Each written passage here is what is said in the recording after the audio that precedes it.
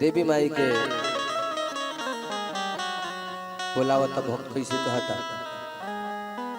अरे सा तोरे बहिनी आई को के असननवा अब बैठली सिंगार करे तले परल ध्यानवा। अरे लागल भैरव भैया के फिकीरावा हो फिकीरावा। अरे नाक के नथुनिया खोजी लाऊ रे मलिनिया गिरल बाटे गंगा जी के तीरावा। अरे नाक के नथुनिया खोजी लाऊ रे मलिनिया गिरल बाटे गंगा जी के तीरावा। सातो रे बहिनिया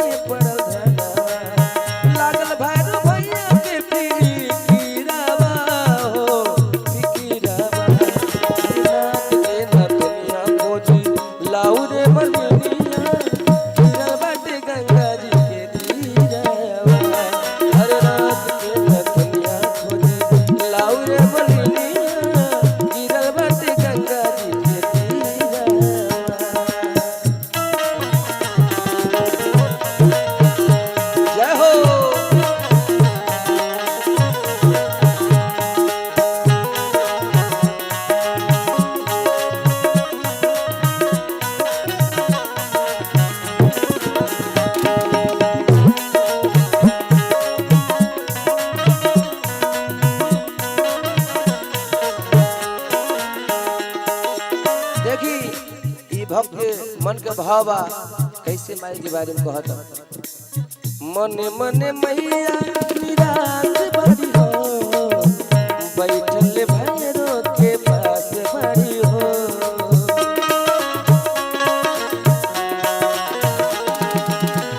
के खोजी लाई मोरा सोना के नथियावा जो हत से वतन के आस बड़ी हो।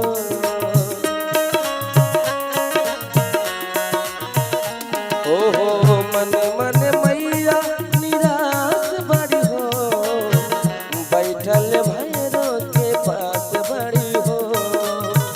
के खोज लाई मोरा नाकी के नथियावा जो हद से वतन के आस बड़ी हो। मोतिया मढ़ावल बाटे हीरावा अरे हीरावा। अरे रात के नथुनिया खोजी लाऊ रे मलिनिया गिरल बाटे गंगा जी के तीरावा। अरे रात के नथुनिया खोजी लाऊ रे मलिनिया गिरल बाटे गंगा जी के तीरावा।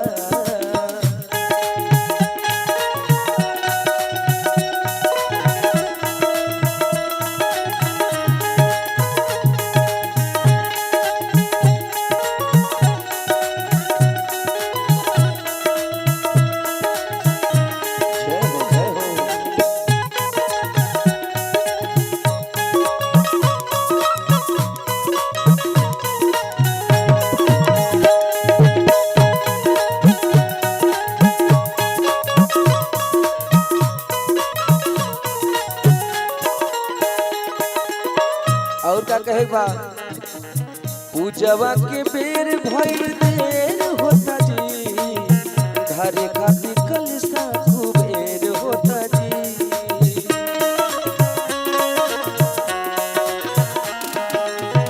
और रे बिहारी सोनू पूजे खाती पौआ बैठल बैठल गद बेर होता जी।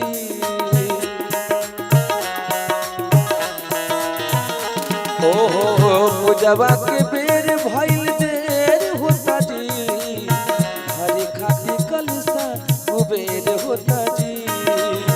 और रे बिहारी सोनू पूजे खातिर पौआ बैठल बैठल गद बेर होता जी। छोटू धरवले माई के धीरावा मन में धीरावा।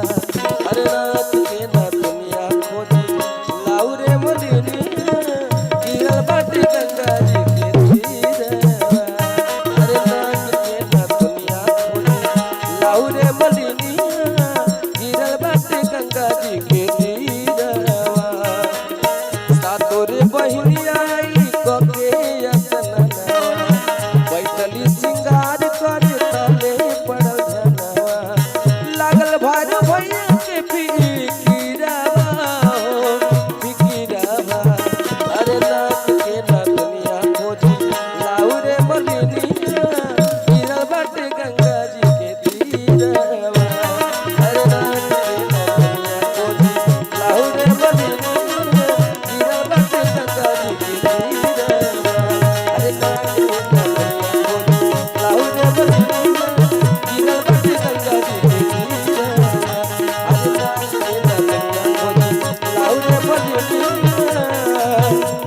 अरे गिर